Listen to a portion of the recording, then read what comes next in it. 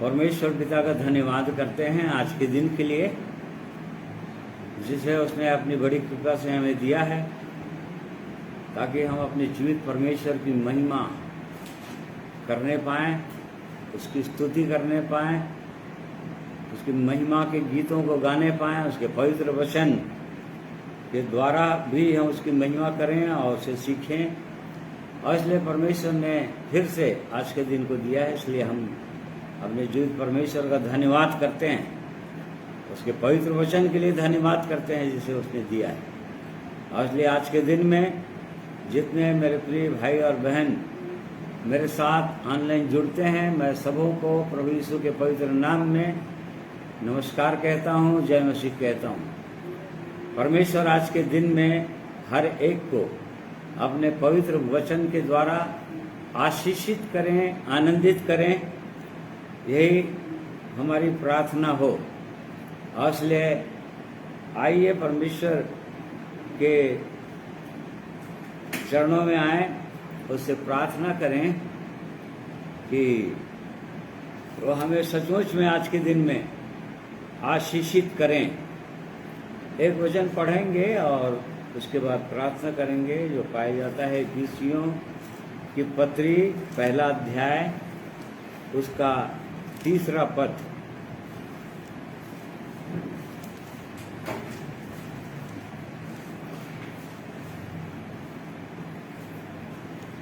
यहाँ इस प्रकार से लिखा है, हमारे प्रभु यीशु मसीह के परमेश्वर और पिता का धन्यवाद हो कि उसने हमें मसीह में स्वर्गीय स्थानों में सब प्रकार की आत्मिक आशीषें दी हैं।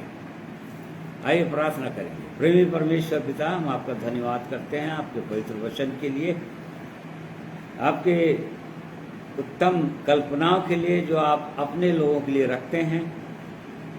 आप आशीषों के देने वाले परमेश्वर हैं, इसलिए आप अपने लोगों को आशीषों से भर देना चाहते हैं, स्वर्गीय आत्मिक आशीषों से। इसलिए प्रेमी परमेश्वर आज के दिन में हम उन बातों को सीखना चाहते हैं कि किस तरह से आप अपने लोगों को आशीषित करते हैं। और इसलिए धन्यवाद करते हैं आपके पवित्र वचन के लिए। अपने पवित्र वचन के खुलने से प्रभु जी हमें आशीषित कीजिए। पवित्र आत्मा परमेश्वर, हम आपका धन्यवाद करते हैं आपकी उपस्थिति के लिए। आप अपने पवित्र वचन को बोलने में, सुनने में, समझने में और हृदय के अंदर रखने में, उसके बाद उसके अनुसार चलने में हम सबों की सहायता अगुवाई कीजिए। प्रार्थना प्रभु यीशु के नाम में मांगते हैं, सुनिए, ग्रहण कीजिए, आमीन। आइए परमेश्वर की महिमा में कुछ गीतों को सुनेंगे।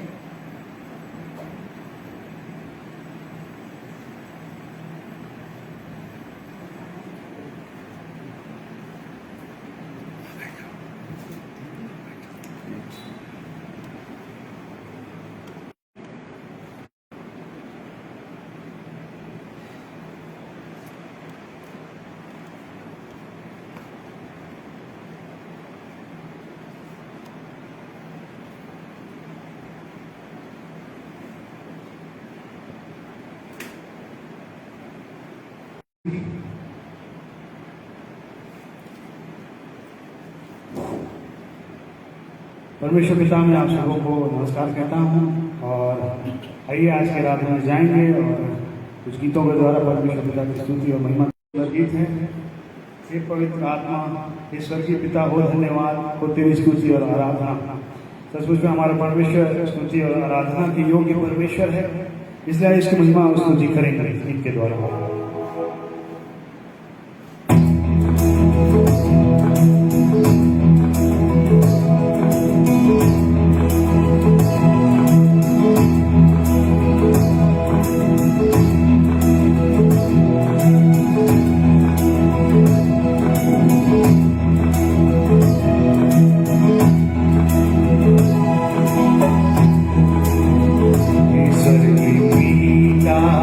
Oh, धन्यवाद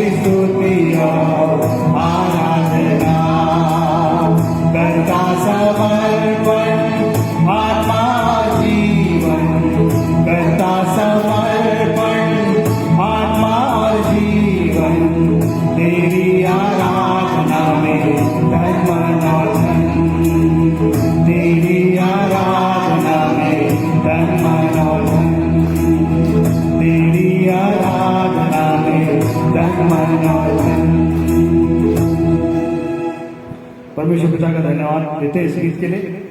आइए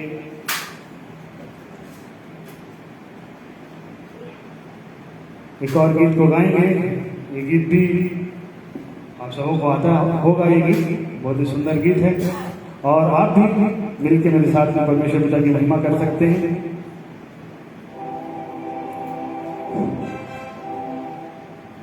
हे परमेश्वर, हे मेरे राजा, मैं तुझको सराहूंगा और तेरे नाम को सदा सर्वदा धन्य कहता रहूंगा।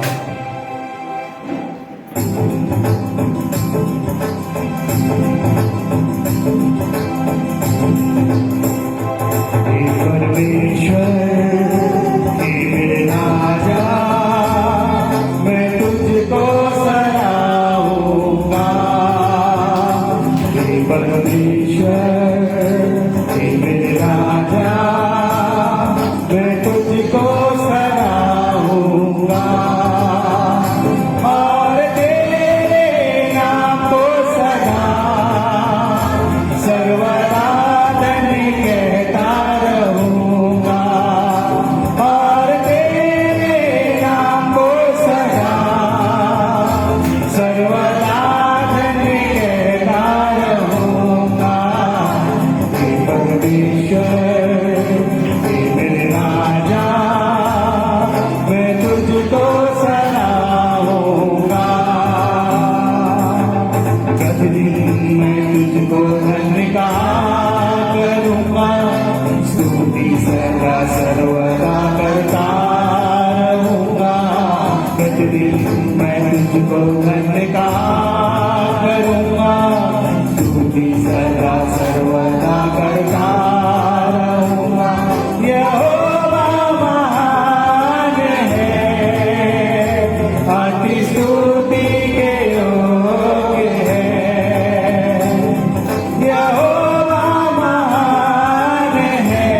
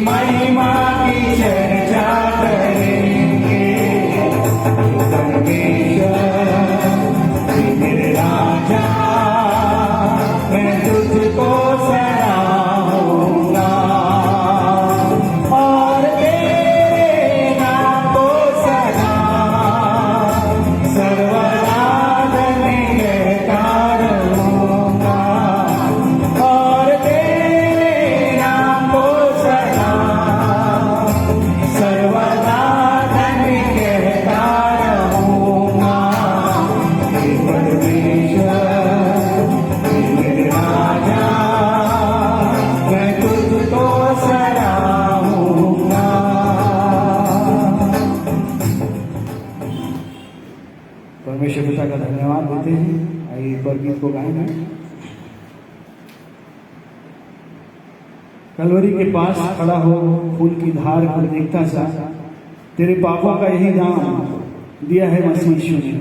सचमुच में परमेश्वर प्रभु यीशु मसीह ने हमारे पापों के बदले में पापों की कीमत कुछ चुकाया है, और आज बस हमें उस क्रूस की ओर देखने की आवश्यकता है, जहाँ से हमारे सारे पाप और सारे अधर क्षमा होते हैं। इसलिए इस गीत को गाएंगे, बहुत ही सुंदर गीत है। आप भी मेरे साथ इस गीत को गा सकते हैं।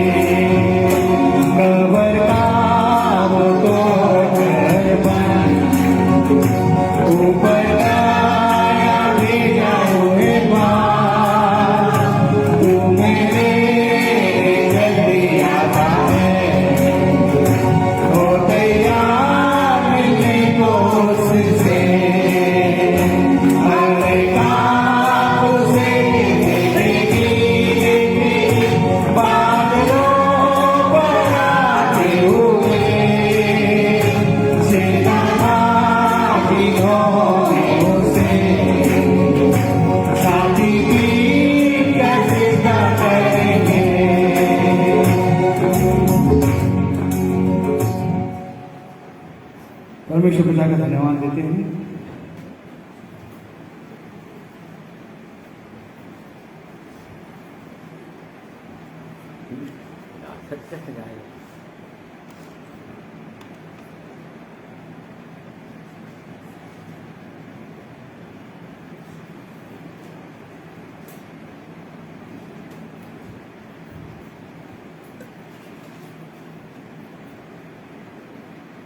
एक और गीत को सुनेंगे।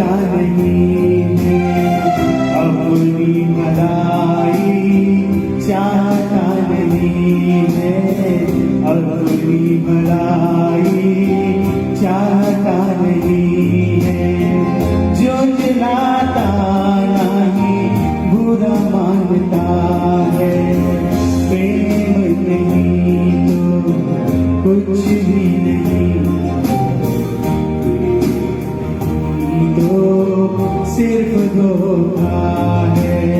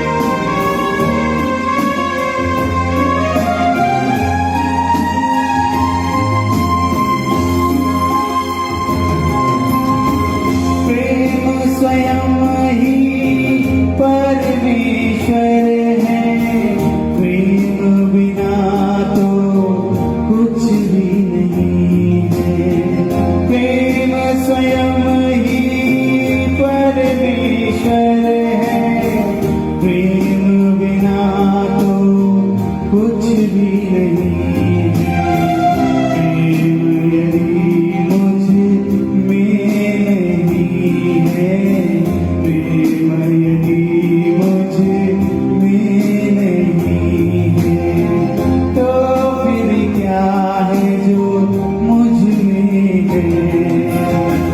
प्रेम नहीं तो कुछ भी नहीं, प्रेम तो सिर्फ धोखा है।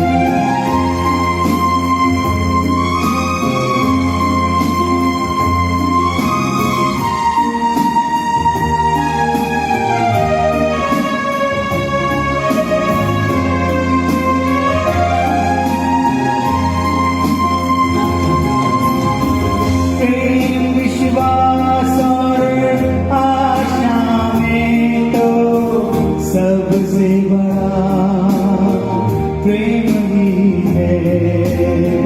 प्रेम विश्वास और आशा में तो सबसे बड़ा प्रेम ही है। प्रेम प्रभु यीशु ही तो है, प्रेम प्रभु यीशु ही तो है। क्या वो प्रेम मुझ में है, प्रेम नहीं तो कुछ भी नहीं, प्रेम तो सिर्फ धोखा है। प्रेम नहीं तो कुछ भी नहीं, प्रेम तो सिर्फ धोखा है, सिर्फ धोखा है, सिर्फ धोखा है। परमेश्वर पिता का धन्यवाद करता हूँ इस चीज के लिए।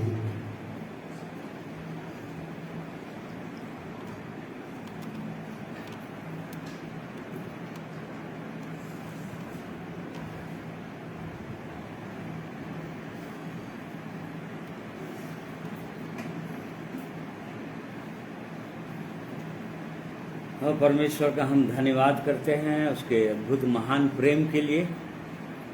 ये सच है कि यदि परमेश्वर का प्रेम हमारे जीवन में नहीं है तो कुछ भी नहीं हमारे पास, खोखला है, सब कुछ बेकार है। मसीह बिना जीना बेकार है, गीत गाते हैं। तो इसलिए परमेश्वर का प्रेम अपने जीवन में हमको देखना ही चाहिए कि वो मेरे जीवन में है कि नहीं, उसका प्रेम का स्वाद को मैंने चखा है कि नहीं। और इसलिए जैसा कि हमने वचन पढ़ा इफिसी 1:3 में कि परमेश्वर अपने लोगों को हर प्रकार की स्वर्गीय आत्मिक आशीषें देता है। नए नियम के अंदर वो आत्मिक आशीषें देता है, स्वर्गीय आशीषें। पुराने नियम में हम देखते थे परमेश्वर अपने लोगों को भौतिक आशीषें देता था।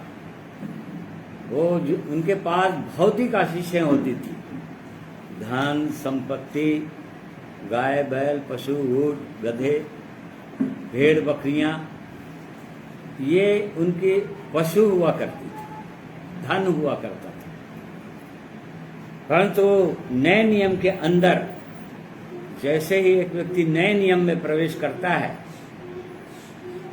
प्रभु यीशु का वाचा का लहू जैसे ही एक मनुष्य के अंदर आता है तभी वो नए नियम में प्रवेश करता है वो। और तब परमेश्वर वो उत्तम आशीषें देता है, आत्मिक आशीषें देता है। परमेश्वर ने मनुष्य को बनाया, आदम और हवा को, और अदन की वाटिका में रखा, बहुत ही सुंदर वातावरण में, और उनको चॉइस दिया, 2 पेड़ लगाया उसने, जीवन का वृक्ष और भले और बुरे ज्ञान का वृक्ष। परमेश्वर ने चुनाव दिया था आदम को, और आज हमारे पास भी, हर मनुष्य के पास ये चुनाव है। चुनाव दिया था परमेश्वर की इच्छा ये थी कि मनुष्य पूरी रीति से अपने जीवन की भलाइयों और बुराइयों के लिए परमेश्वर पर निर्भर हो, पूरी रीति से निर्भर हो, क्योंकि परमेश्वर हमारे भविष्य को अंत तक के जानता है, और परमेश्वर अपने लोगों के लिए हर बातें मिलाकर भलाई को उत्पन्न करता है, उत्तम बातें सोचता है। इसलिए परमेश्वर पर हमारा जीवन जो है केंद्रित हो, हमारा स्वयं का जीवन, ये परमेश्वर की इच्छा थी। और नहीं तो एक वृक्ष और लगाया था कि अपनी भलाई और बुराई के लिए अपने ऊपर निर्भर हो जाओ। तो आदम और हवा ने वो दूसरा वृक्ष को, जिसको परमेश्वर ने मना किया था, उसको चुन लिया, भले और बुरे ज्ञान का वृक्ष, अर्थात अपने जीवन की भलाई या बुराई मैं खुद समझता हूं। और तब से लेकर आज तक आदम का स्वभाव आज दुनिया में हर मनुष्य के अंदर आ चुका है। मनुष्य अपनी भलाइयों, अपनी बुराइयों के लिए वो अपने ऊपर डिपेंड है। वो अपना सोचता है कि मेरी भलाई ऐसा करूंगा तब होगा, मेरा बिजनेस अपनी योजना बनाता है। तब से मनुष्य ऐसा हो गया, परंतु ये परमेश्वर की दृष्टि में परमेश्वर की आज्ञा का उल्लंघन था, क्योंकि परमेश्वर ने आज्ञा दिया था। और तब उसके बाद परमेश्वर ने आदम और हवा को अदन के बगीचे से निकाल दिया। वे लोग चाहते तो जीवन का वृक्ष भी था वहां पर, उसके फल को खा सकते थे वो लोग, क्योंकि परमेश्वर ने उसको मना नहीं किया था खाने के लिए। हजारों सुंदर सुंदर फलों के वृक्ष थे, और उसमें केवल एक वृक्ष लगाया था परमेश्वर मनुष्य को जांचने के लिए, भले और बुरे ज्ञान का वृक्ष। परंतु आरंभ से ही मनुष्य का चुनाव परमेश्वर के विरोध में है, गलत चुनाव कर लिया है मनुष्य, और अभी भी मनुष्य गलत चुनाव में ही चलता है। तो उसके बाद परमेश्वर ने उनको अदन की बगीचे से निकाल दिया, ताकि कहीं ऐसा ना हो जाए कि वो लोग जीवन के वृक्ष का फल भी खा लें और पाप में हमेशा हमेशा अनंत जीवन, अनंत काल तक जीते रहें पाप के साथ। इसलिए परमेश्वर ने उन्हें निकाल दिया। और साथ ही साथ 3 का आखिरी पद पढ़िए, उत्पत्ति 3 का आखिरी पद। इसलिए आदम को उसने निकाल दिया और जीवन के वृक्ष के मार्ग का पहरा देने के लिए अदन की वाटिका के पूर्व की ओर करूबों को और चारों ओर घूमने वाली ज्वाला में तलवार को भी नियुक्त कर दिया। हाँ, देखिए, उसके बाद परमेश्वर निकाल दिया और स्वर्गदूतों करूबों को नियुक्त कर दिया, वो ज्वाला में तलवारें लिए हुए, कि कोई अब अदन के बगीचे में प्रवेश न करने पाए, जीवन के वृक्ष को न खा सकें। क्यों? क्योंकि मनुष्य पाप में डूब गए, इस कारण से। परंतु हम परमेश्वर के वचन में आगे देखते हैं, नीति वचन में कई बार आता है, प्रकाशित वाक्य में हम पढ़ते हैं कि वो परमेश्वर अभी भी लोगों को मौका दे रहा है उस जीवन के वृक्ष को, के फल को खाने के लिए, अर्थात अदन के बगीचे में प्रवेश करने के लिए।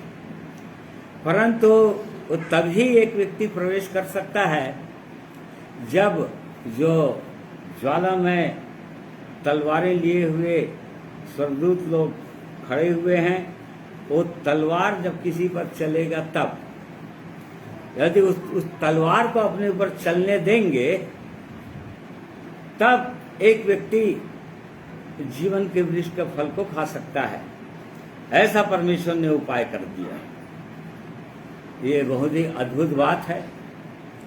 अर्थात जब तक ये दो-धारी तलवार, जैसे कि हम इब्रानी 4 का 12 पद में पढ़ते हैं, जब तक एक मनुष्य के हृदय के अंदर दो-धारी तलवार अर्थात परमेश्वर का पवित्र वचन कार्य न करे, उसको न तोड़े, उसको कायल न करे, तब तक वो मनुष्य कभी भी जीवन के वृक्ष का फल को नहीं खा सकेगा। और इसलिए परमेश्वर ने उपाय कर दिया है। तो मौका अभी भी है, परंतु वो तलवार चलना चाहिए। परमेश्वर का वचन रूपी तलवार, जो आत्मा का तलवार कहलाता है, वो हमारे अंदर चलना चाहिए। अर्थात दूसरे शब्दों में परमेश्वर एक व्यक्ति को पूरी रीति से तोड़ देना चाहता है। टूटा हुआ हृदय वो परमेश्वर चाहता है, तोड़ देना चाहता है। मनुष्य के अंदर घमंड है, मनुष्य के अंदर अहंकार है, मनुष्य के अंदर अपने ऊपर भरोसा है, मनुष्य के अंदर दूसरों पर भरोसा है, अपने धन संपत्ति पर भरोसा है, अपनी योग्यताओं पर भरोसा है। वो परमेश्वर उनको सबको तोड़ देना चाहता है पूरी रीति से। ये परमेश्वर की अद्भुत योजना है। और तब ही वो व्यक्ति जब ऐसा अनुभव करने लगता है तो उसको जीवन के वृक्ष का फल खाने का अधिकार मिल जाता है। और इसलिए हम एक उदाहरण से देखेंगे, उत्पत्ति की पुस्तक में से एक परमेश्वर के जन से सीखेंगे, ये याकूब से।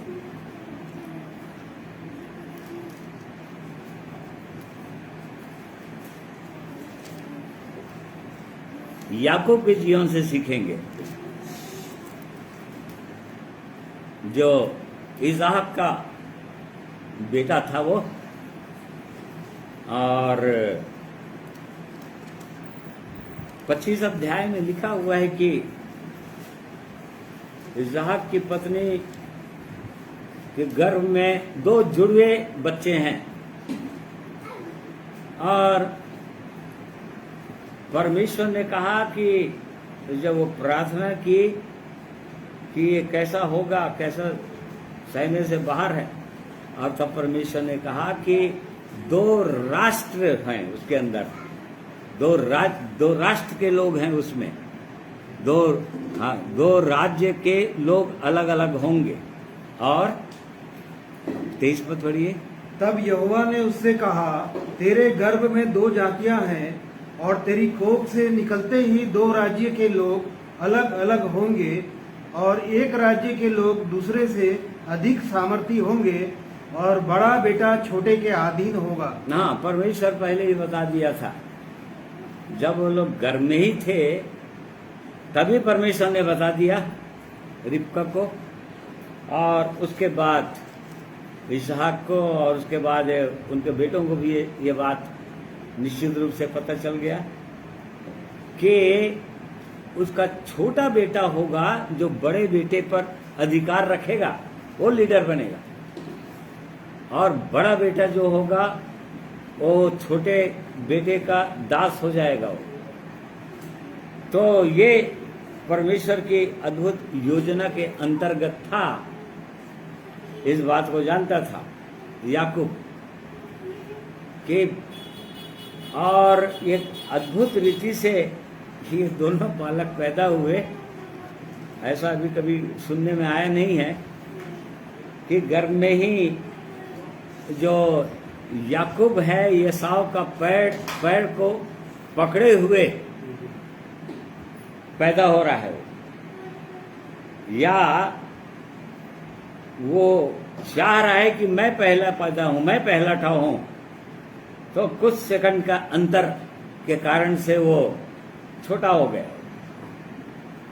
परंतु चूंकि परमेश्वर ने ऐसा कह दिया था, और इस कारण से उसकी माँ भी चाहती थी और उसका बेटा भी चाहता था याकूब कि वो अधिकार उसको मिले, पहलौठे का अधिकार, और किसी तरह से वो पहलौठे का अधिकार को वो ले ही लिया वो।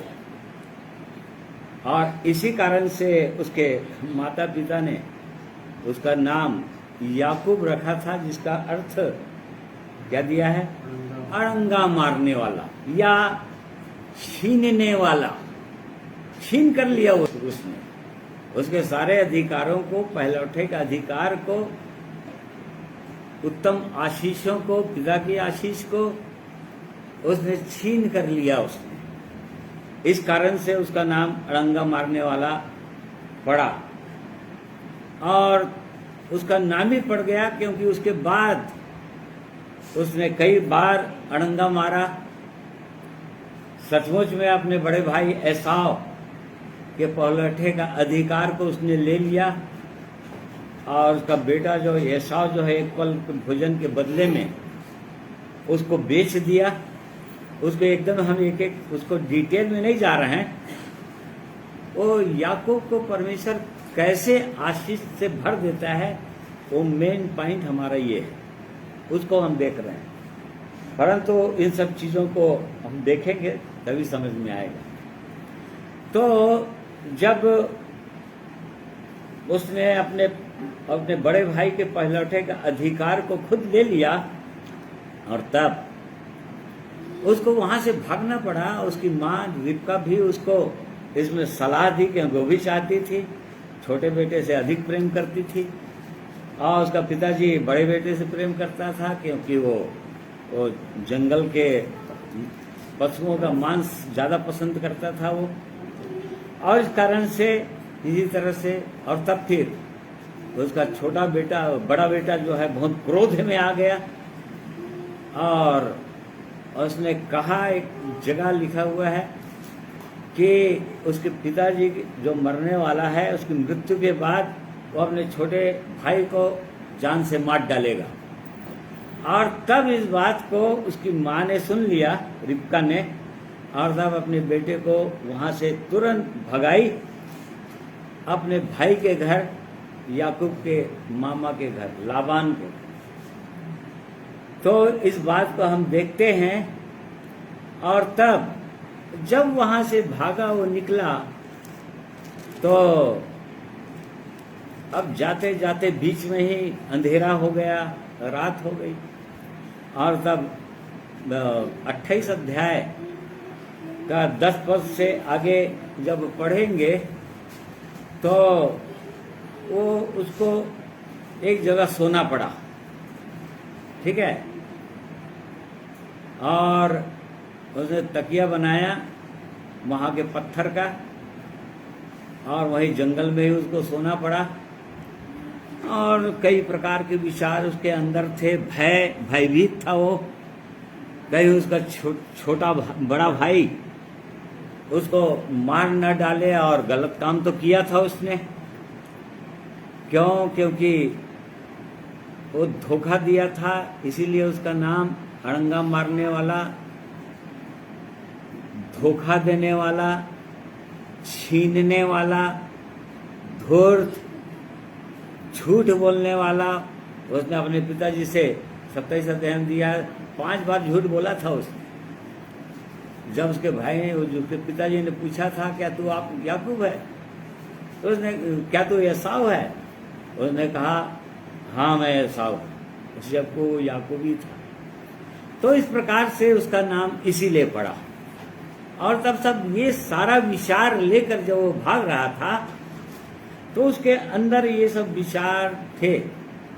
परंतु चूंकि परमेश्वर के अनंत योजना के अंतर्गत वो परमेश्वर के द्वारा चुना हुआ था, क्योंकि ऐसे ही परमेश्वर चुनता है, जिनको चुनता है। वो बोलता है कि अपने भविष्य ज्ञान के अनुसार मैंने तुमको उत्पत्ति से पहले चुन लिया। पौलुस बोलता है, उसने मेरे माता के गर्भ से पहले मुझको चुन लिया था। तो जिनको चुनता है उनको इस प्रकार से वो बुलाता है। तो यहाँ पर वो जाते जाते जाते जब लेटा तो जब 11 पद पढ़िए, 10 और 11 पद। याकूब बेरशेबा से निकलकर हाराम की ओर चला और उसने किसी स्थान में पहुंचकर रात वहीं बिताने का विचार किया, क्योंकि सूर्य अस्त हो गया था। इसलिए उसने उस स्थान के पत्थरों में से एक पत्थर ले अपना तकिया बनाकर रखा और उसी स्थान में सो गया। हाँ, देखिए यहाँ पर लिखा है कि और तब सूर्य अस्त हो गया, क्योंकि सुबह से भागा होगा पैदल और जाते जाते जाते सूर्य अस्त हो गया उसके जीवन में। भौगोलिक दृष्टिकोण से सचमुच में सांझ हो गया होगा, सूर्य अस्त हो गया, परंतु व्यक्तिगत जीवन में आत्मिक रीति से उसके जीवन का सूर्य भी अस्त हो गया। फिर उसके बाद और आगे जब हम पढ़ेंगे 32 अध्याय में जाएंगे तो 31 पद में 32 अध्याय का जेनेसिस 32-31। पनीएल के पास से चलते चलते सूर्य उदय हो गया और वह जांग से लंगड़ाता था। हाँ, फिर उसके बाद उसके जीवन में ऐसा अवसर आया कि वो फिर से सूर्य उदय हो गया उसके आत्मिक जीवन में, सूर्य उदय हो गया। तो इस दौरान उसको इस आशीष को पाने के लिए, और उसी का 31 पद में ही लिखा हुआ है, पढ़ो बोला 32 का 31 पद। हाँ, पनीएल के पास से चलते चलते सूर्य और उसको आशीष दी लिखा है ना।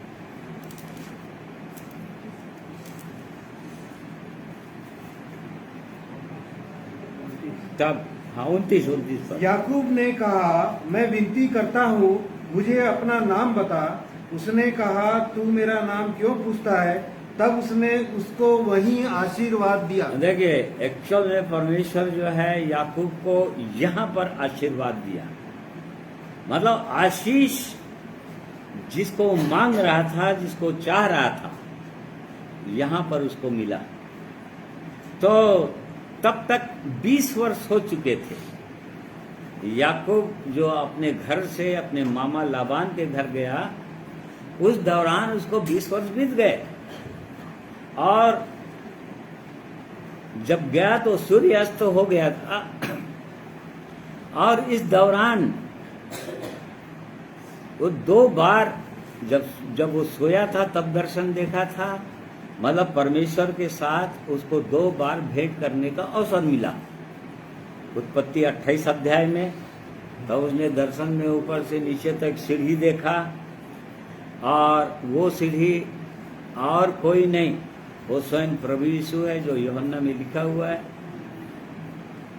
तो उस समय वो परमेश्वर का दर्शन किया वो, और उसके बाद 32 अध्याय में जब उसको आशीर्वाद दिया परमेश्वर, उस समय परमेश्वर के साथ उसकी भेंट हुई।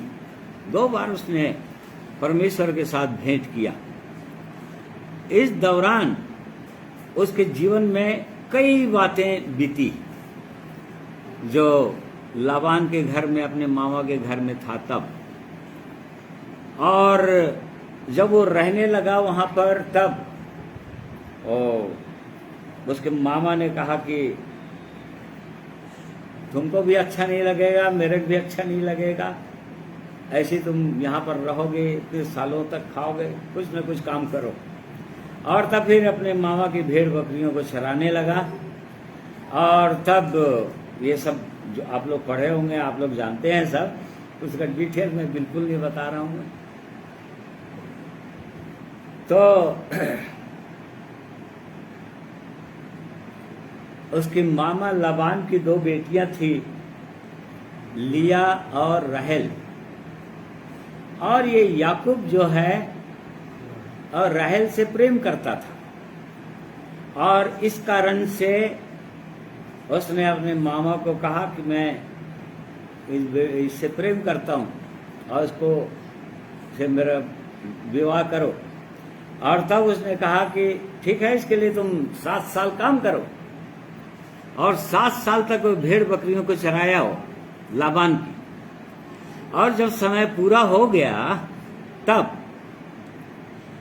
जब फिर उसने कहा कि अब समय हो गया, मैंने पूरा काम कर दिया, 7 साल बीत गए, अब अपनी बेटी से मेरा ब्याह कर दो। और तब लाबान ने उसका ब्याह कर दिया। और जब ब्याह किया वो, तो वचन में हम पाते हैं हाँ कि उस समय जो वहाँ की उस समय की परंपरा थी, रीति थी कि जो वो देखते नहीं थे लड़की को पहले से, या पहले तो खैर देखा हुआ था कि वहीं पर रहता था, परंतु शादी के समय में वो बहुत लंबा चौड़ा घूंघट की प्रथा थी वहाँ पर उस समय। और निश्चित रूप से याकूब को लाबान जो है वो दाख मधु पिलाया होगा, क्योंकि उस समय की प्रथा थी वो। और वो ताकि इतना ज़्यादा पिलाया होगा कि वो उसको समझ ही ना आए कि किससे शादी हो रही, क्या हो रहा है। और शादी हो गई, और जब फिर सुबह देखा वो, तो देखा कि वो राहेल नहीं थी, वो लिया थी उसकी बड़ी बेटी। और तब ही उसने कहा कि अपने मामा से कहा, तूने ये क्या किया? मैंने 7 साल तक परिश्रम राहेल के लिए किया है। और तब उसने सुंदर जवाब दिया। क्या जवाब दिया? लाबान ने कहा, हमारे यहाँ ऐसी रीति नहीं कि बड़ी बेटी से पहले दूसरी का विवाह कर दे। हाँ, उसने सीधा सीधा कहा। वो भी चालाक था, वो लाबान भी चालाक था। देखो, परमेश्वर को जब किसी को आशीष देना होता है तो उसको तोड़ना जरूरी है। उसको तोड़ेगा वो। और यदि तोड़ना है, याकूब बहुत चालाक है, अपने भाई का पहलौठे का अधिकार ले लिया, अपने पिताजी से सारी आशीषों को ले लिया, छीन लिया झूठ बोलकर, धूर्तता के साथ।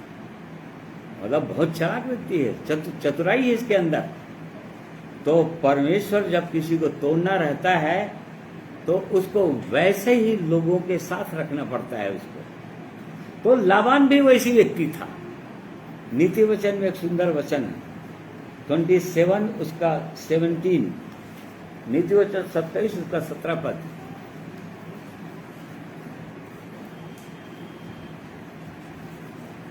जैसे लोहा लोहे को चमका देता है, वैसे ही मनुष्य का मुख अपने मित्र की संगति से चमकदार हो जाता है। हाँ, देखिए, यदि लोहे को चमकाना है तो लोहे का ही इस्तेमाल करना पड़ेगा। लोहा और मिट्टी एक साथ नहीं हो सकते, उससे काम नहीं चलेगा। तो यदि याकूब धूर्त है, क्योंकि उसके पिताजी ने कहा था अपने बड़े बेटे को, तेरा छोटा भाई याकूब बड़ी धूर्तता के साथ आया था मेरे पास और तेरी आशीष को ले गया हो। यदि वो धूर्त है तो परमेश्वर ऐसी धूर्तों को हमारे साथ रखना चाहता है। उनके साथ हम रहें और उनके साथ हमारा उठना बैठना हो, या उनका संबंध हो, चाहे कार्यस्थल में हो, चाहे घर के अंदर हो। इसलिए कई बार हम देखते हैं, यदि पत्नी जीवन पाई है तो उसका पति बहुत ज़्यादा कठोर है, या पति जीवन पाया है तो उसकी पत्नी बहुत ज़्यादा कठोर है, और इस कारण से वो दोनों में बनता नहीं है। परंतु ये परमेश्वर की योजना रहती है। अपने जन को, जिसको उसने बुलाया है, उसको तोड़ना चाहता है। तो यहाँ पर हमने देखा, लोहे लोहे को ही काटता है और दूसरी चीज से वो नहीं कटेगा लोहा। मतलब ये धूर्त है तो धूर्त ही व्यक्ति चाहिए। और इसी कारण से लाबान ने कहा, हमारे यहाँ कोई ऐसी रीति नहीं है कि बड़ी बेटी के रहते हुए तुमको छोटी बेटी दे दे। जबकि बड़े चालाकी से उसने कहा था, ठीक है 7 साल काम कर, भेड़ बकरियों को चरा और तुझे दे दूंगा, ब्याह दे दूंगा। परंतु बड़े चालाकी के साथ लिया से उसने शादी करवा दिया। और तब उसने कहा कि ठीक है, वो उससे प्रेम करता है, ये भी मिलेगी, परंतु 7 साल और काम करना पड़ेगा तेरे को। और तब फिर 7 साल उसने और काम किया, क्योंकि राहेल से वो प्रेम करता था और वो चाहता था। तो इस कारण से वो फिर से अपने मामा की भेड़ बकरियों को चराया, और जब चराया तो इस प्रकार से फिर उसके बाद और उसके भेड़ बकरियों को चराया 7 साल, और इस प्रकार से टोटल 20 साल उसने वहां पर काम किया। और तब वचन में लिखा हुआ है 29 का 20 पद पढ़ो बोला। अतः याकूब ने राहेल के लिए 7 वर्ष सेवा की, और वे उसको राहेल के प्रीति के कारण थोड़े ही दिनों के बराबर जान पड़े। हाँ, देखिए यहाँ पर ये हमारे लिए मैसेज है, और परमेश्वर संदेश देना चाहता है। और क्योंकि याकूब जो है राहेल से प्रेम करता था, और इस कारण से उसको इतने वर्ष 20 वर्ष ये एकदम थोड़ा दिन जैसे लगा, ऐसे बीत गया। अब एक विश्वासी जो है उस जीवित परमेश्वर से प्रेम करता है, या उसके प्रेम को समझ गया, प्रभु यीशु के प्रेम को समझ गया, परमेश्वर के प्रेम को समझ गया, तो उसको कितने दिन भी बीत जाएं ऐसा लगेगा मानो बिल्कुल थोड़े ही दिन हुआ है, कैसे बीत गए पता नहीं चलेगा। और ये सच है, अपने जीवन में मैं भी ऐसे ही महसूस किया हूँ। 35 साल हो चुके हैं मुझको इस आत्मिक जीवन के मार्ग में और वचन की सेवकाई में, परंतु पता ही नहीं चला कि कैसे बीत गए। तो परमेश्वर का प्रेम जिनको विवश करता है, और जो लोग परमेश्वर से प्रेम करने लग जाते हैं, वो बिल्कुल ऐसे याकूब के जैसे लगेगा, ऐसे थोड़े ही दिन लगेगा, और उसका प्रेम में विवश होकर वो आगे बढ़ते ही चला जाएगा, बढ़ते ही चला जाएगा।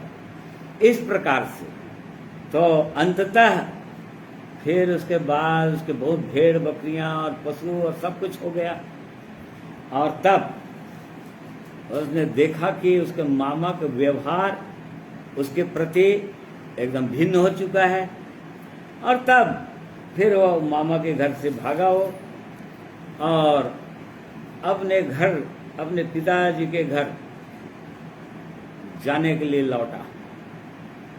और तब इस बीच में और परमेश्वर उसको अद्भुत आशीषें देना चाहता था।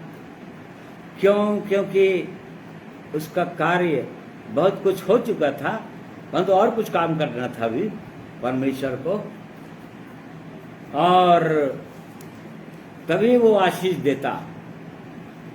और इस दौरान बहुत सारी बातें हैं इन अध्यायों में, अद्भुत अद्भुत आशीषें छिपी हुई है। कभी परमेश्वर चाहेगा तो और बाद में देखेंगे, परंतु जो हम मुख्य बात जो देख रहे हैं आज के दिन में, कि एक व्यक्ति के जीवन में कैसे सूर्य अस्त हो जाता है और कब उदय होता है, या कब परमेश्वर अपनी उत्तम आशीषें, स्वर्गीय आशीषें, आत्मिक आशीषें उनके जीवन में उंडेल देता है इस बात को। और जब पता चला, जब वापस होने लगा, अपने घर जाने लगा अपने बाल बच्चों के साथ, बहुत लोग हो चुके थे, लोग उसके बहुत बेटे हो चुके थे, पूरे बेटे हो चुके थे उसके, याकूब के 12 बेटे, बेटी 1। और तब जब लौटने लगा तब उसको खबर मिला कि उसका बड़ा भाई एसाव चला रहा है, वो भी याकूब से भेंट करने के लिए, और वो भी 400 योद्धा लोगों को लेकर चला आ रहा है। और तब भयंकर रीति से डर गया, 31 अध्याय में दिया हुआ है, और बहुत भयभीत हो गया। उसके अंदर से डर गया नहीं है अभी तक, डर अभी भी समाया हुआ है, क्योंकि उसने गलत काम किया था और उसको उसने रियलाइज नहीं किया है। ये तो परमेश्वर की योजना के अंतर्गत है कि ऐसे व्यक्ति को परमेश्वर चुनना चाहता है, और इस कारण से हम सबों के लिए ये वचन जो है याकूब का चुनाव प्रोत्साहित करने वाला वचन है ये, कि परमेश्वर ऐसे लोगों को अपने लिए चुनता है जो पूरी रीति से परमेश्वर की योजना या परमेश्वर की इच्छा के अनुसार या परमेश्वर के स्वभाव के विपरीत होते हैं। अड़ंगा मारने वाले यशायाह नबी द्वारा परमेश्वर ने कहा 41:14 पद में, हे कीड़े सरीखे याकूब। देखो, कीड़ा सरीखा याकूब था। एक मनुष्य की क्या गिनती, कुछ भी गिनती नहीं है। कीड़ा सरीखा है, पशु सरीखा है, परंतु वो परमेश्वर ऐसे ही लोगों को अपने लिए बुला रहा है, चुनता है, वो अपने लिए चुनता है। और तब एक नदी आया, जब्बोक नदी, और वहां पर आगे अपने लोगों को 2 दल बनाया। वो डर के मारे, एसाव के डर के मारे, क्योंकि उसके साथ 400 लोग चले आ रहे हैं और उसके अंदर डर समाया हुआ है। उससे पहले वो प्रार्थना किया, परमेश्वर मेरी सहायता करना, मेरे भाई से मुझको डर लग रहा है, और अभी भी उसका डर गया नहीं है। परंतु वो परमेश्वर जब एक बार प्रतिज्ञा कर देता है एक मनुष्य, और 28 अध्याय उसका 15 पद पढ़े। और सुन, मैं तेरे संग रहूंगा, और जहां कहीं तू जाए वहां तेरी रक्षा करूंगा, और तुझे इस देश में लौटा ले आऊंगा। मैं अपने कहे हुए को जब तक पूरा ना कर लूं तब तक तुझको ना छोड़ूंगा। मैं देखिए, यह परमेश्वर की प्रतिज्ञा है, सुंदर प्रतिज्ञा हर मनुष्य के लिए, जिनको वो बुलाता है अपने पास। और जो लोग उसकी आवाज को सुनकर उसके पास आ जाते हैं, उनके लिए बहुत बड़ी प्रतिज्ञा है कि जब तक मैं अपने कहे हुए वचन को पूरा ना कर लूं तब तक तुझको नहीं छोड़ूंगा। ओ परमेश्वर एक बार जब प्रतिज्ञा कर देता है तो उसको पूरा भी करता है। ऐसे बुलाकर बीच में छोड़ नहीं देता। वो उसने प्रतिज्ञा किया है अपने लोगों के लिए, ना तो मैं तुझको कभी छोड़ूंगा और न कभी त्यागूंगा। हाँ, लोगों को ऐसा लगता है कि कहीं परमेश्वर ने मुझको छोड़ तो नहीं दिया, क्योंकि ऐसी परिस्थितियां जैसे याकूब के जीवन में आ रहा है वैसी परिस्थितियों को आने देता है परमेश्वर, ताकि अपने जन को अपने लायक पूरी रीति से बना देना चाहता है। इसलिए तो अब हम और थोड़ी देर में जल्दी से देखेंगे, क्योंकि ज्यादा समय हमारे पास नहीं है। इसलिए तो जब वो वहां पर आ गया तो कैसे देखिए, कैसे वो आशीष दिया परमेश्वर, उसको देख लेते हैं। 32 का 9 पद से पढ़। फिर याकूब ने कहा, हे यहोवा, हे मेरे दादा अब्राहम के परमेश्वर, हे मेरे पिता इसहाक के परमेश्वर, तूने तो मुझसे कहा था कि अपने देश और जन्मभूमि में लौट जा और मैं तेरी भलाई करूंगा। तूने जो जो काम अपनी करुणा और सच्चाई से अपने दास के साथ किए हैं, कि मैं जो अपनी छड़ी ही लेकर इस यर्दन नदी के पास उतर आया, और अब मेरे 2 दल हो गए हैं। तेरे ऐसे ऐसे कामों में से मैं एक के भी योग्य तो नहीं हूँ। ना देखो, परमेश्वर की प्रतिज्ञा को वो क्लेम कर रहा है। यहाँ पर याकूब जो है, जो परमेश्वर ने कह दिया है उसको स्मरण दिला रहा है परमेश्वर को, या प्रतिज्ञा को क्लेम कर रहा है। हम परमेश्वर की प्रतिज्ञाओं को क्लेम कर सकते हैं, दावा कर सकते हैं। हाँ, परमेश्वर आपकी ये प्रतिज्ञा है और उसके अनुसार आप करते हैं आप, और यहाँ पर वो क्लेम कर रहा है। और सचमुच में उसने कहा कि ओ मेरे 2 दल हो गए हैं, और तू अपनी करुणा और सच्चाई को प्रकट करने वाला परमेश्वर है, और करता भी है तू। और इस प्रकार से अपनी कमजोरी को यहाँ पर स्वीकार कर रहा है वो। कैसे? 2 दल हो गए हैं, ऐसे ऐसे, उसी पर ऐसे ऐसे कामों में से मैं एक के भी योग्य तो, वहां पर अपनी कमजोरी को, अपनी निर्बलता को परमेश्वर के सामने स्वीकार कर रहा है वो।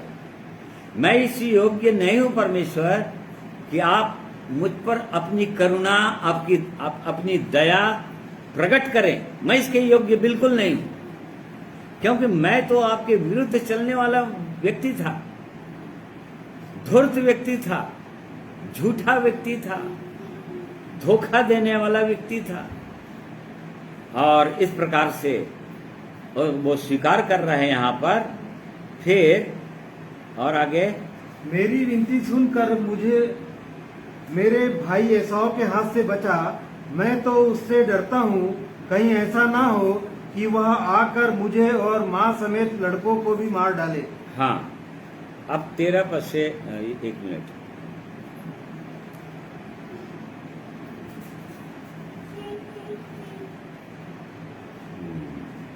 हाँ, यहाँ से पढ़िए 22 पद से 24 पद पढ़िए, अपने पास समय नहीं है।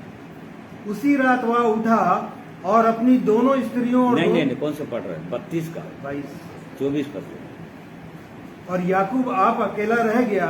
तब कोई पुरुष आकर भोग पटने तक उससे मल्लयुद्ध करता रहा। देखो, जब परमेश्वर को आशीष देना है तो वो परमेश्वर क्या करता है, कब आशीष देता है एक व्यक्ति को, यहाँ पर हम पा सकते हैं। और जब याकूब आप अकेला रह गया, अपने सारे लोगों को, पूरे परिवार के लोगों को आगे भेज दिया और तब वो अकेला हो गया।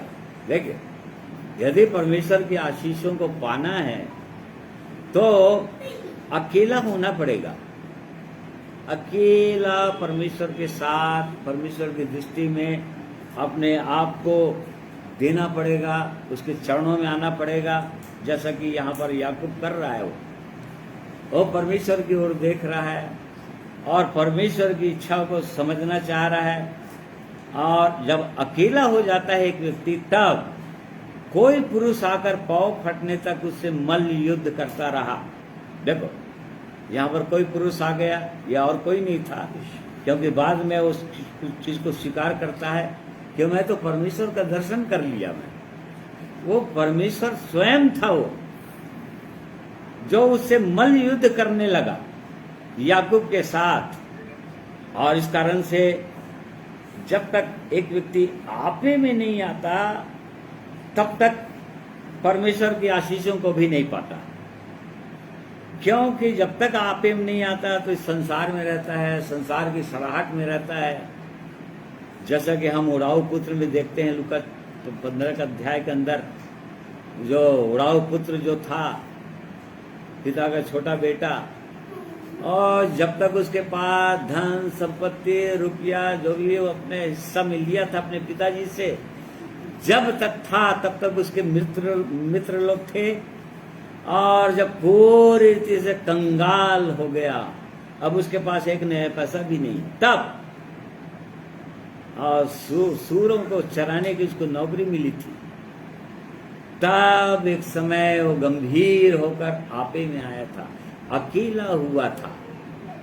और तब वो अपने जीवन को देखा था, तब ही परमेश्वर के प्रेम को, अपने पिता के प्रेम को देख पाया था, और तभी वो निर्णय कर पाया था। और तब हम देखते हैं कि आगे उसका पिताजी कैसे आशीष दिया, कैसे उसको लौटाया, कैसे सुंदर उसको वो जीवन दिया, फिर से वही अधिकार दिया। तो यहाँ पर अकेला जब याकूब हो गया, तभी वो परमेश्वर उसके पास आया। जब तक व्यस्त था पूरे अपने बाल बच्चों में, अपने मामा की भेड़ बकरियों को चराने और आने सब में, तब तक वो परमेश्वर को नहीं ढूंढ रहा था। परंतु जब ऐसा समय आ गया कि वो बहुत ही ज्यादा भयभीत हो गया, अब सोचने लगा कहीं मेरा बड़ा भाई सबको मार तो नहीं डालेगा पूरी रीति से। और तब आपे में आया हो, तो ये अद्भुत आशीष है। और तब आगे 25 पद, जब उसने देखा कि मैं याकूब पर प्रबल नहीं होता, तब उसकी जांग की नस को छुआ और याकूब की जांग की नस उससे मल युद्ध करते ही करते चढ़ गई। देखो, क्योंकि परमेश्वर के द्वारा चुना हुआ ये जन था, और इस कारण से परमेश्वर कई बार उसको कई परिस्थितियों के द्वारा बातचीत करना चाह रहा था। कई बार परमेश्वर हमसे भी बातें करना चाहता है अपने पवित्र वचनों के द्वारा। क्यों? क्योंकि परमेश्वर की इच्छा योजना के अनुसार हम होते हैं, और जब परमेश्वर की आवाज को हम नहीं सुनते, परमेश्वर के जन जब नहीं सुनता है, और तब कई बार परमेश्वर को ऐसा करना पड़ता है, कोई न कोई विपत्ति उसके जीवन में लाना पड़ता है उसको, चाहे एक्सीडेंट लाना पड़े, चाहे कोई भारी विपत्ति लाना पड़े, चाहे उसको कोई रोग सैया पर डालना पड़े, जैसे अय्यूब की पुस्तक में लिखा हुआ है। और तब ये परमेश्वर को यो भी योजना है परमेश्वर की, यहां तक। क्यों? क्योंकि याकूब जो है उस परमेश्वर पर प्रबल नहीं हो रहा है। परमेश्वर इतना बात करना चाह रहा है उसको, परंतु उसकी आवाज को सुन ही नहीं रहा है वो, और तब परमेश्वर को ये काम करना पड़ा। उसके थाई को, हिप का जो जॉइंट है वहां पर छू दिया, और तब से लेकर उसके बाद से याकूब लाठी लेकर लंगड़ा लंगड़ा कर चलता था। वो लाठी जो है परमेश्वर के वचन में परमेश्वर पर भरोसा रखने को बोलता है, परमेश्वर की सामर्थ्य को दिखाता है। जिस प्रकार से मूसा को परमेश्वर ने पूछा था तेरे हाथ में क्या है? लाठी है। और तब फिर बाद में वही लाठी अब मूसा का लाठी नहीं था, वो परमेश्वर का लाठी बन चुका था। तो परमेश्वर की सामर्थ्य को दिखाता है, परमेश्वर पर संपूर्ण रीति से भरोसा करना इस बात को सिखाता है।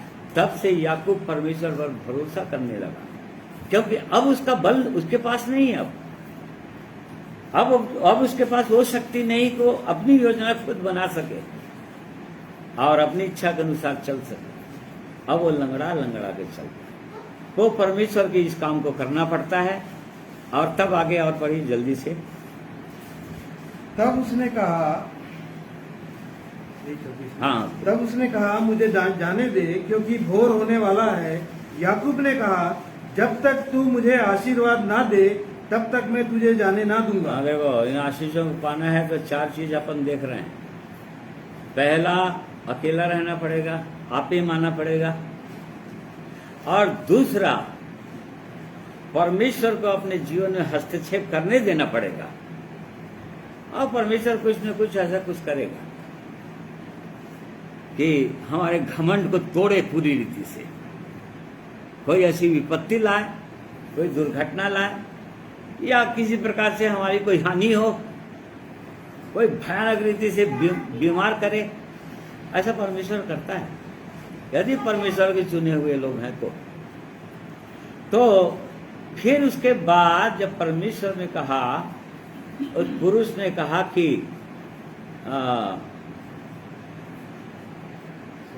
हाँ, और उसने याकूब से पूछा, तेरा नहीं उसी को फिर तब उसने कहा मुझे जाने दे, क्योंकि भोर होने वाला है। याकूब ने कहा, जब तक तू मुझे आशीर्वाद ना दे तब तक मैं तुझे जाने ना दूंगा। ये अद्भुत बात यहाँ पर उसने कहा। देखिए, ये परमेश्वर का जन है और परमेश्वर की आशीषों को जानता है। वो पहलौठे का अधिकार क्या होता है वो जानता है। इसी कारण से भले परमेश्वर की योजना के अनुसार, चूंकि परमेश्वर ने कहा था कि अधिकार तेरे ही होगा, बड़ा जो है छोटे का, परंतु उसको अपनी योजना के अनुसार जल्दी से जल्दी प्राप्त करना चाहा था, और इस कारण से सारी समस्याएं उसके जीवन में आई थी। परंतु जब वो जाने लगा मल्ल युद्ध करके, तब याकूब ने कहा, मैं तुझे जाने नहीं दूंगा जब तक तू मुझको आशीष नहीं देगा। देखिए, ऐसा जब एक परमेश्वर के जन परमेश्वर के चरणों में रुक जाता है, परमेश्वर को पकड़ लेता है, नहीं प्रभु मुझको ये आशीष चाहिए ही चाहिए आज, और इसके बिना मैं आपको जाने नहीं दूंगा, और तब परमेश्वर को रुकना पड़ता है। देखिए कैसे रोकता है। ऐसे कई बार हमारे जीवन में होता है। नए नए में प्रभु यीशु मसीह ऐसे के साथ कई बार ऐसा हुआ, एक अंधे के साथ हुआ। मरकुस 10 अध्याय में दिया हुआ है, तिमाई का पुत्र बरतिमाई, वो अंधा भिखारी रोड के किनारे बैठा हुआ भीख मांगा करता था। और तब फिर भीड़ की आवाज को सुनकर उसको समझ गया और लोगों से पूछा कौन जा रहा है, यीशु नासरी जा रहा है। और तब क्या कहा उसने, और देखो 47 पद है क्या, वह सुनकर कि यीशु नासरी है, पुकार पुकार कर कहने लगा, हे दाऊद की संतान यीशु मुझ पर दया कर। हाँ देखो, प्रभु यीशु उसके पास नहीं रुका, वो प्रभु यीशु जाने लगा, उसी मार्ग से जाने लगा जिस मार्ग में वो भिखारी बैठा हुआ है, ठीक है। और वो भिखारी अंधा बैठा हुआ है और भीख मांग रहा है। और तब उसने पुकार पुकार कर उसने कहा, हे दाऊद के संतान यीशु नासरी मुझ पर दया कर। आगे बहुतों ने उसे डांटा कि चुप रहे। हेलो, बहुत लोग जैसे ही प्रभु यीशु के पास आना चाहेंगे, उसकी आशीषों को पाना चाहेंगे, उसके साथ साथ चलना चाहेंगे, बहुत से लोग आपको चुप कराने की कोशिश करेंगे, आपको रोकने की कोशिश करेंगे। ये तो मैं 35 साल हो गए मैं ऐसा होते हुए देख रहा हूं। जैसे ही एक व्यक्ति प्रभु यीशु के मार्ग में आने के लिए करता है, उसके बहुत सारे बैरी हो जाते हैं। पहले प्रभु यीशु ने कह दिया था, तुम्हारे बैरी तुम्हारे घर के ही लोग होंगे, मत्ती 10 का 36 पद में। फिर उसके बाद उसका समाज उसका बैरी हो जाता है, फिर सारा संसार उसका बैरी हो जाता है और उसके मुंह को चुप कराना चाहते हैं। परंतु चूंकि उस अंधे को आंखें चाहिए ही चाहिए थी, वो देखना ही चाहता था उस प्रभु यीशु को, और इस कारण से उसने क्या किया, बहुतों ने उसे डांटा कि चुप रहे, पर बहुतों ने उसको डांटा कि चुप रहे। देखो प्रिय भाइयों बहनों, ऐसा अवसर आपके जीवन में तो नहीं आया कभी। यदि आप ऐसे चुप रह जाएंगे तो क्या होगा। भजन संहिता 32 उसका 3रा पद पढ़ो बोला। देखिए चुप रहने से क्या होगा और आज क्यों ऐसा हो रहा है। जब मैं चुप रहा तब दिन भर कहराते कहराते मेरी हड्डियां पिघल गई, क्योंकि रात दिन मैं तेरे हाथ के नीचे दबा रहा और मेरी तरावट धूप काल की सी झुर्राहट बनती गई। देख लीजिए, ऐसे ही हो रहा है आज लोगों के जीवन में। और करा रहे हैं लोग पाप अपराधों में, निराशाओं में, चिंताओं में, समस्याओं में और कई प्रकार के दुखों में। कोई आनंद नहीं है, कोई शांति नहीं है। क्यों? क्योंकि चुप है। और श्री यीशु नासरी को जीवित परमेश्वर को पुकार नहीं रहे हैं। वो जो उनके पास से चला जा रहा है या अपने पवित्र वचनों के द्वारा उनसे बातें करना चाह रहा है, उनके निकट आना चाह रहा है कि लोग उसके निकट आए, परंतु चूंकि चुप रहने से ऐसे ही होगा। आज इसी कारण से आज लोग दुखी हैं, उन आशीषों को नहीं पा रहे हैं अपने जीवन में, वो स्वर्ग का अनुभव अभी नहीं कर पा रहे हैं, जीते जी शरीर में रहते हुए, क्योंकि चुप है। परंतु वो अंधा भिखारी वो चुप नहीं रहने वाला, और लोग डांटते रहे फिर भी उसने और जोर से पुकारा, हे यीशु नासरी, दाऊद के संतान मुझ पर दया कर। देखिए वो प्रभु भी देखना चाहता है कि एक मनुष्य के हृदय के अंदर सचमुच में क्या उस जीवित परमेश्वर के लिए, प्रभु यीशु के लिए भूख है। वास्तव में उसको देखना चाहता है, वास्तव में उसको पाना चाहता है। ओ प्रभु देख रहा है, और उसने देख लिया उस अंधे के अंदर कि वास्तव में इसके अंदर भूख है। और तब यीशु ने ठहर कर कहा, उसे बुलाओ। उसे बुलाओ। तब प्रभु यीशु ठहर गए वहां पर। देख लो, उस अंधे ने प्रभु यीशु को रोक दिया, क्योंकि प्रभु यीशु तो चले जा रहे थे भीड़ के साथ साथ, परंतु उस अंधे ने प्रभु यीशु को रोक दिया, उसकी आवाज ने उसको रोक दिया। और तब प्रभु यीशु ने उसको बुलाया, उसको मेरे पास बुलाओ। और तब फिर उसने कहा कि उससे पूछा क्या चाहिए, उसने कहा आंखें चाहिए, मैं देखना चाहता हूं। इस प्रकार से वो देखने लगा। तो यहाँ पर हम देख ही रहे हैं कि यदि आशीषों को पाना है तो उसको रोकना पड़ेगा। हमने जीवित परमेश्वर को रोकना पड़ेगा, जैसे कि यहां पर याकूब ने रोका, मैं तुझे जाने नहीं दूंगा जब तक। वैसे ही प्रभु यीशु मसीह के जी उठने के बाद इम्माउस के मार्ग में 2 जने प्रभु यीशु के चेले चले जा रहे थे, और तब प्रभु यीशु उनके साथ हो लिया और उनसे बातें करते करते करते करते करते 11 मील लगभग उनका गांव था इम्माउस। और जैसे ही गांव के निकट आया, अब प्रभु यीशु सारी योजना बताकर अब वो जाने लगा, परंतु चूंकि संध्या हो चली थी, रात होने वाला था।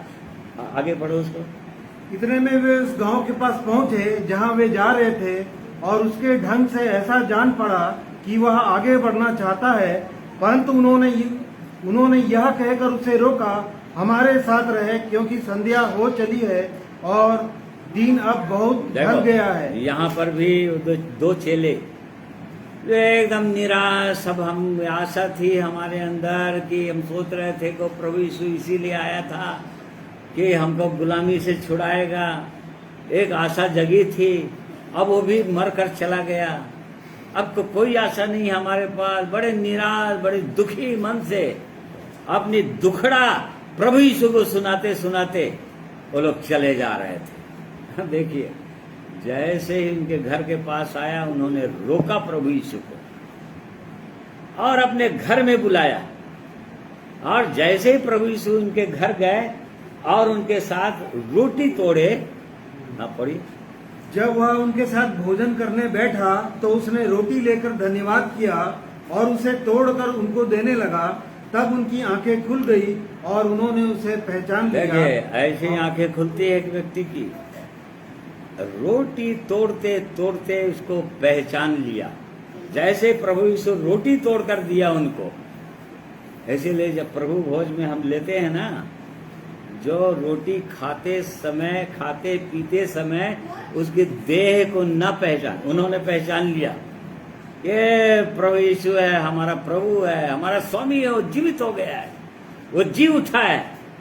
और उसके बाद उनके अंदर जो आनंद और शांति आई और जो सामर्थ्य उनके अंदर आया, देखिए बड़े दुखी मन से धीरे धीरे अपने गांव चले आ रहे थे। उनके बाद कहां से सामर्थ आ गए, जैसे प्रभु यीशु का दर्शन हुआ उनको, उल्टे पांव फिर यरूशलेम गए और शेष चेलों को बताया कि हमने प्रभु यीशु का दर्शन किया और जी उठा है, वो सचमुच में जी उठा है। तो प्रिय भाइयों और बहनों, यदि उन आशीषों को पाना चाहते हैं तो उस प्रभु को रोकना पड़ेगा, उसको पुकारना पड़ेगा, उसे गिड़गिड़ाना पड़ेगा, अपने हृदय की भूख को प्रकट करना पड़ेगा।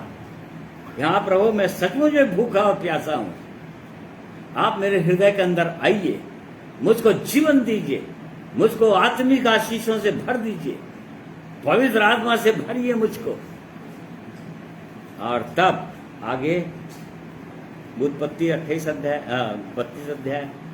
उसने कहा, और उसने याकूब से पूछा, तेरा नाम क्या है? हाँ, अब देखो, अब आशीष देना चाह रहा है। उसने पूछा याकूब को, तेरा नाम क्या है? तो उसने क्या नाम बताया? उसने कहा, याकूब। हाँ, उसने सीधा सीधा बता दिया, मेरा नाम याकूब है। इससे पहले उसके पिताजी ने भी पूछा था 27 अध्याय में,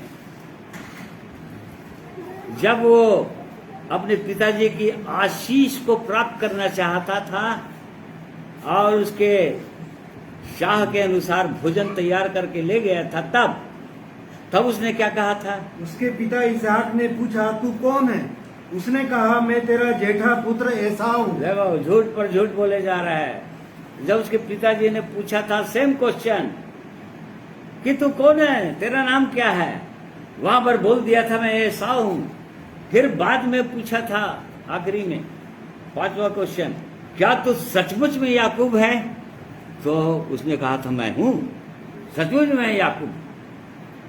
परंतु उसके अंदर जो धूर्तता थी, जो छल था उसके अंदर, वो प्रकट नहीं कर रहा था अपने जीवन में। इसी कारण से वो परमेश्वर उन आशीषों को नहीं दे पा रहा था। और इसी कारण से आज अपने लोगों को भी उन आशीषों को नहीं दे पाता परमेश्वर, जब तक वास्तविक चीज नहीं बताएंगे। उसने कहा मेरा नाम याकूब है, अर्थात उसने स्वीकार किया कि मेरा नाम याकूब है, अर्थात मैं अड़ंगा मारने वाला हूं। मैंने अपने भाई को धोखा दिया, अड़ंगा मार के उसके पहलौठे का अधिकार को लिया, धूर्तता के साथ उसकी आशीषों को छीन लिया। उसके बाद अपने मामा लाबान की भेड़ बकरियों को भी और धूर्तता के साथ कई बार बार्गेनिंग कर करके, सौदेबाजी कर करके, ऐसा करूंगा तो ऐसा होगा, ऐसा करूंगा तो उन आशीषों को भी छीन लिया।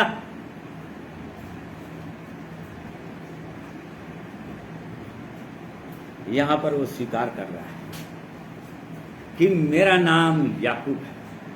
मैं सचमुच में ऐसा व्यक्ति हूं, मैं दुष्ट व्यक्ति हूं, मैं धोखेबाज व्यक्ति हूं, मेरे अंदर घमंड भरा हुआ है।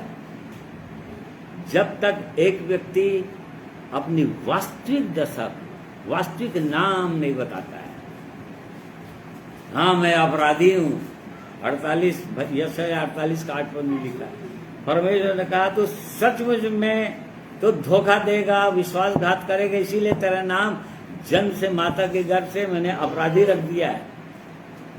और व्यक्ति कहता नहीं, मानता नहीं कि मैं अपराधी हूं। जैसे परमेश्वर पूछता है क्या चाहिए तुमको, क्या आशीष है, क्या करते हो, ओ मनुष्य जो है छिपा लेता है, छल से काम करता है परमेश्वर के साथ, यहां तक कि प्रभु यीशु का नाम लेकर धोखा देता है। तो उसने अपने पिताजी को ऐसी धोखा दिया था, तेरा परमेश्वर ने मुझको इतना जल्दी मांस दे दिया। देखो वो परमेश्वर का नाम ले रहा है झूठ बोलने के लिए। तो आज बहुत से लोग हे प्रभु कहते हैं, झूठ बोलते रहते हैं, झूठ का सहारा लेते हैं, नाम प्रभु यीशु के लेते हैं। देख लीजिए आज मनुष्य का जीवन ऐसा है। और तब फिर जब उसने सच्चाई को स्वीकार कर लिया, हाँ प्रभु मैं सचमुच में याकूब हूं, मेरा नाम याकूब है। और तब आगे उसने कहा तेरा नाम अब याकूब नहीं परंतु इस्राएल होगा, क्योंकि तू परमेश्वर से और मनुष्यों से भी युद्ध करके प्रबल हुआ है। हाँ देखो अब तेरा नाम याकूब नहीं रहेगा, इस्राएल होगा। इस्राएल मतलब होता है परमेश्वर का राजकुमार, king of God, queen of God, परमेश्वर की राजकुमारी। देखो परमेश्वर का राजकुमार, परमेश्वर का राजकुमार, इस्राएल का मतलब ये होता है। परमेश्वर ने ये आशीष दिया। देखो इसको आत्मिक आशीष बोलते हैं, इसको स्वर्गीय आशीषें बोलते हैं। और परमेश्वर का राजकुमार, परमेश्वर जिनके साथ हो, और परमेश्वर का राजकुमार कोई बन गया, उसको किसी चीज की चिंता होगी क्या, किसी चीज की घटी हो सकती है क्या? एक राजकुमार को, राजा के बेटे को, राजा की बेटी नहीं हो सकती। तो परमेश्वर ऐसी आशीषों से उसको भर दिया, क्योंकि वो परमेश्वर पर भी प्रबल हो गया। यहाँ पर प्रबल हो गया कि उसका जो अर्थ है उस ये है कि किसी तरह से वो आशीष को ले ही लिया, वो परमेश्वर से भी ले लिया। जो मनुष्यों से तो ले ही लिया था वो, परंतु चूंकि वो आशीष का भूखा था वो परमेश्वर की, वो परमेश्वर से भी उन आशीषों को प्राप्त कर ही लिया अंततः। और सही में परमेश्वर का राजकुमार बन गया, इस्राएल बन गया। अब याकूब से उसका नाम बदलकर इस्राएल हो गया। याकूब का ही नाम इस्राएल है और वो आशीषित है। आज इस्राएल देश पूरी रीति से आशीषित है, छोटा सा देश परंतु आशीषित देश, परमेश्वर का देश, इब्राहिम का देश, इसहाक याकूब का देश। उसे कोई लड़ नहीं सकता, इस्राएल देश से कोई नहीं लड़ सकता। दुनिया एक हो जाएगा, इस्राएल छोटा सा देश, एक केरल के बराबर, स्टेट के बराबर देश है वो, परंतु उसे कोई लड़ नहीं सकता, क्योंकि परमेश्वर की उत्तम आशीषें उसके साथ है। वो परमेश्वर के लोग हैं, परमेश्वर की प्रजा हैं वो लोग। और वही नहीं, जो लोग प्रभु यीशु के द्वारा, प्रभु यीशु के लहू से धुलकर प्रभु यीशु के देह में जुड़ते हैं, वो उनको भी इस्राएल का पद देता है, उनको भी इस्राएली बोलता है। आप तो क्या धन्यवाद है, वो परमेश्वर हमको इस्राएली बना दिया, हमको परमेश्वर का अपना राजकुमार बना दिया, शुद्ध हृदय वाला बना दिया, कपट रहित मनुष्य बना दिया। तो इस प्रकार से परमेश्वर का हम धन्यवाद करते हैं।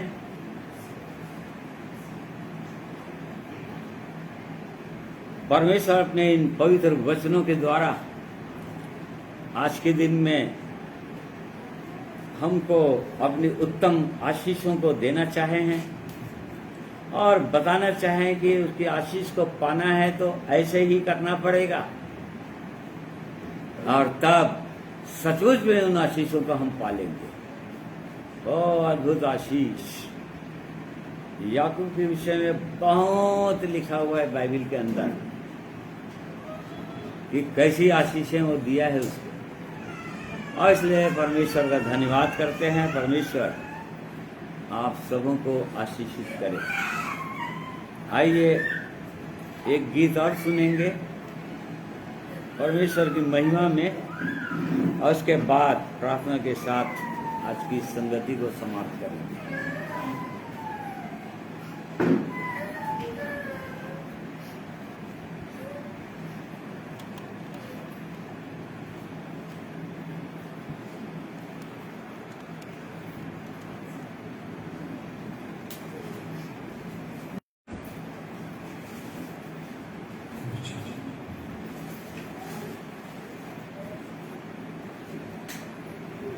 परमेश्वर पिता का धन्यवाद करते हैं सुंदर वचन के लिए,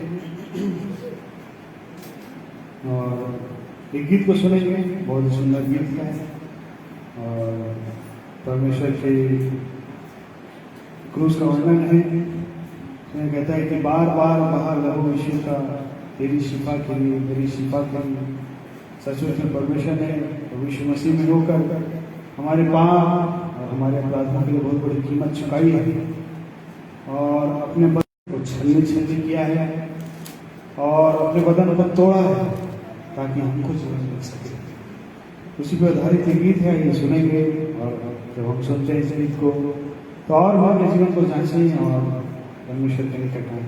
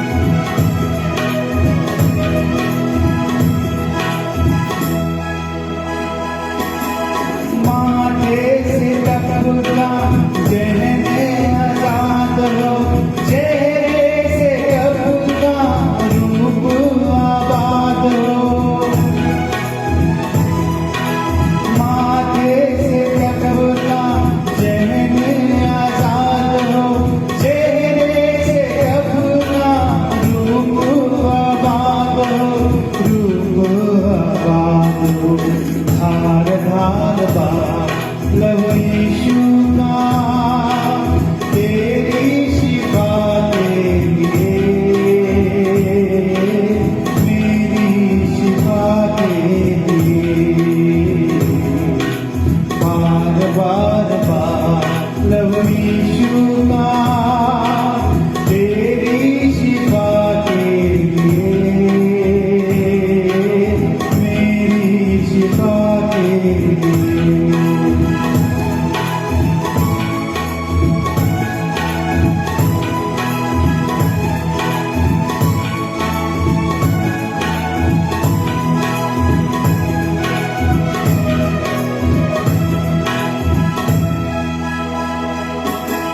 हाथों से निकला बाहों में लेने, पैरों से निकला रास्ता बनाने। हाथों से निकला बाहों में लेने, पैरों से निकला रास्ता बनाने, रास्ता बनाने। तार तार लव यीशु का तेरी शिफा के लिए, मेरी शिफा के लिए बार बार बार लव यीशु का तेरी शिफा के लिए, मेरी शिफा के लिए।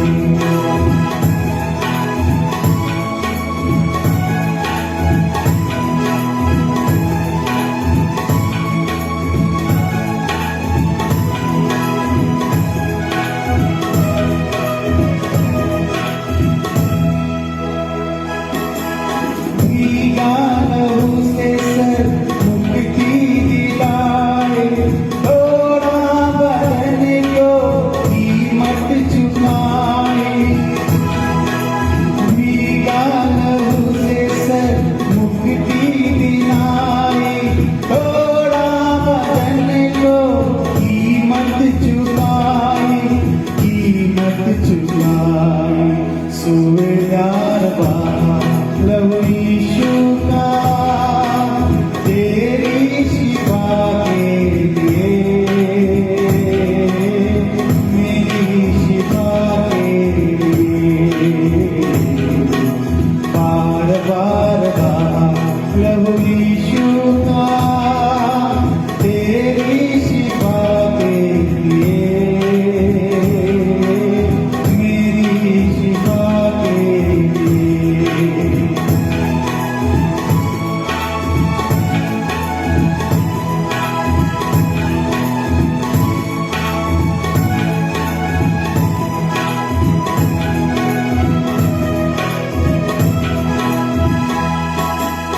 पीठ को खाए खून बहाए, बसली का खून देखो दुल्हन सजाए। पीठ को खाए खून बहाए, बसली का खून देखो दुल्हन सजाए, दुल्हन सजाए।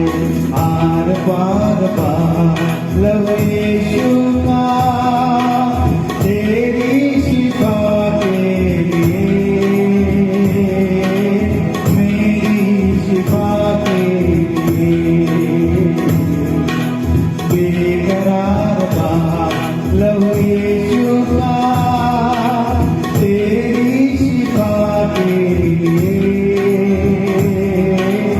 मेरी शिफा के लिए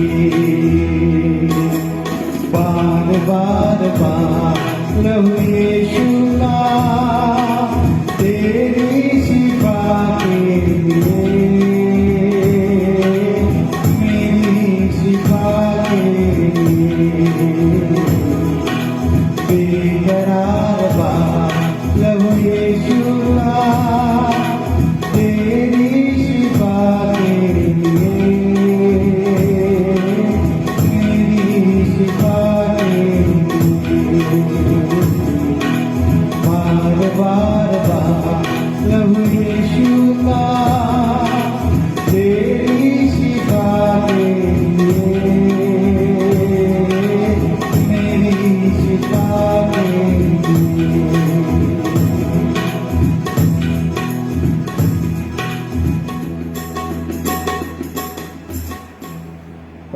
पिता का धन्यवाद करता हूँ इस चीज़ के लिए।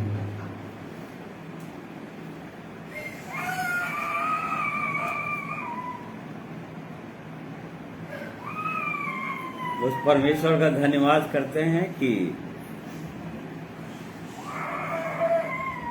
वो परमेश्वर जो चाहता है कि हमको उत्तम आशीष दें, अपने से मेल कराएं, और इसी कारण से उसने ऐसा उपाय किया कि अपने पुत्र का बलिदान किया क्रूस पर और उसका लहू को बहा दिया ताकि उसके लहू से धुल जाएं और उसके उत्तम आशीषों को पालें।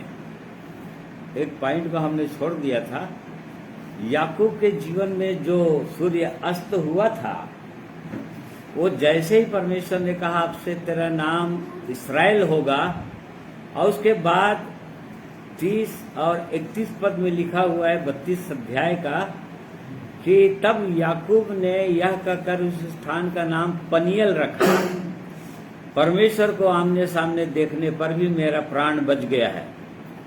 पनियल के पास से चलते चलते सूर्य उदय हो गया और वह जांग से लंगड़ाता था।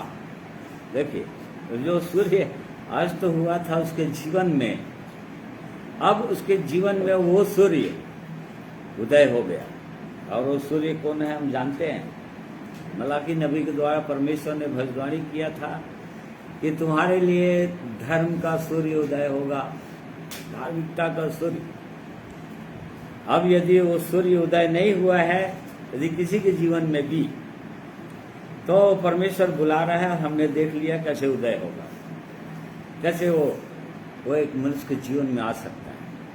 और इसलिए उसके पवित्र वचन के लिए धन्यवाद करते हैं, उसके उत्तम आशीषों के लिए धन्यवाद करते हैं। आइए प्रार्थना करेंगे। प्रेमी परमेश्वर पिता, हम आपका धन्यवाद करते हैं। आज के दिन में आपने अपने पवित्र वचन के द्वारा हमारी सहायता की कि कैसे आपके उत्तम स्वर्गीय आत्मिक आशीषों को हम प्राप्त कर सकते हैं। इस बात को आपने याकूब के जीवन से हमें सिखाया और हमने सीखा प्रभु। और इसलिए आप चाहते हैं कि आपके चरणों में हम भी वैसे ही आएं, आपे में आएं, स्वीकार करें, ईमानदार बने, वास्तविकता को बोलें, अपने हृदय को खोलें, या आपको बताएं प्रभु कि हमारा जीवन वास्तव में क्या है, और गिड़गिड़ाएं आपसे जब तक आप अपनी आशीष हमें न दें, जब तक आप छू न लें, जब तक प्रभु यीशु का लहू हमको शुद्ध न करे, जब तक आपकी अद्भुत आनंद और शांति जो मनुष्य के समझ से परे हमारे हृदय के अंदर ना आने पाए, ऐसा अनुग्रह हमारे जीवन में प्रदान करते हैं आप। और वैसे ही प्रभु जी, हम याकूब ना रहें, परंतु हम भी इस्राएल बन जाएं। अर्थात प्रभु अपने ऊपर भरोसा न करें, पूरी रीति से आप पर डिपेंड हो जाएं हर एक बातों के लिए।